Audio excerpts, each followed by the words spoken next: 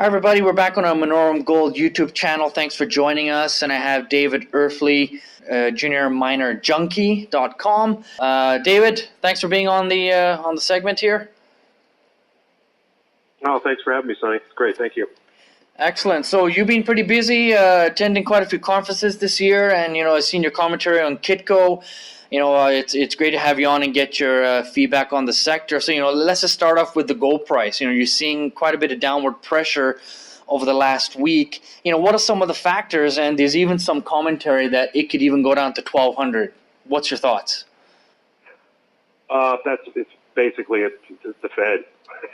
The Fed in their rising rate cycle, which is actually bullish for gold historically, but it always gets knee-jerk selling reactions happen whenever people hear about rates being hiked, and historically during this cycle, the gold price and the miners usually sell into it and a little bit after it, but the sector always bounces and starts to go higher after the rate hike has been announced.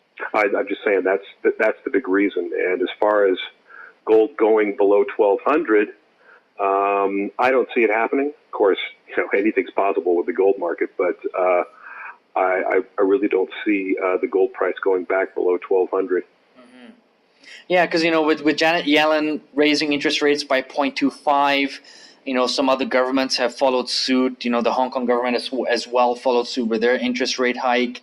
Bank of Canada has announced, there's possibility for interest rate hikes as well as several other governments. We'll see when it comes into play. But what is your outlook then with the U.S. Fed going forward? Do you see continued interest rate hikes? You had an amazing graphic in one of your last commentaries on the dot plot chart. Just your thoughts on those. Yeah, I think they will continue to raise rates because they have to. The market keeps going higher, and they basically need to keep raising rates because the pensioners in the United States are getting squeezed, not having any yield. So that's a big reason as well. And And as far as the gold price is concerned, I hope they do keep raising rates because, like I said, historically, rising rates have been good for gold. The last time we had a rate hike cycle was June 2004 to June 2006, and the Fed raised the Fed funds rate from 1% to 5%. What did the gold price do? It went from $400 to $725. So what rising rate hikes does is it signals that inflation is going to come into the system. That's what the rising rates do. And since markets are forward-looking mechanisms, people start to price that in. And what's the dot plot chart for those people who don't know what that is? That pretty much is a chart that tells you when the Fed is going to raise rates. And what they did the last time was they put in another one in there. And that's why people freaked out and said, oh, my God, they're going to raise rates another time, so we better sell gold. Interesting. And that's how is that compiled? Is it compiled by a particular group that puts it together, or is it the Fed itself, or? Itself, it's the FOMC and the Fed heads get together and they, they figure out during the 2-day meeting what they're going to do and what they're going to say and how they're going to convey it to the market. Interesting. So let's now move on to the GDXJ. You had that rebalancing event. Quite significant and affect a lot of mining companies in the sector. Can you just go over what that rebalancing was? And, as you mentioned, some very, very detailed commentary on that. And I guess, how do we go forward? Is there an alternative GDXJ that we look at? Or what is your strategy going forward? What do you use for a barometer in the market? Well, first of all, the rebalance was announced around the middle of April, and as soon as it was announced, it was basically an all clear sign for the hedge funds to come in and short individual miners that were going to be rebalanced. So that's why you had huge sell-offs in a lot of the GDXJ issues in the fund. And by the time the rebalance technically happened last Friday, the reason why I say technically happened is because Van Eck has the power to buy and sell whatever they want before that rebalance. That's what they were doing also. So you had a combination of hedge fund shorting and the Van Eck fund managers selling these issues. And then on Friday, last Friday, you saw huge volume spikes in all of the issues concerned. And that marked the end finally of this rebalance. And it cleared out a lot of the selling, I think. And even though you saw large volume spikes on all these issues, you didn't see much change in price because it was pretty much already priced in. So, and as far as what I use now for a gauge, I use the chart of McEwen Mining as a barometer for the junior sector. And I use that chart because McEwen Mining usually bottoms before the sector does, and it usually tops before the sector does.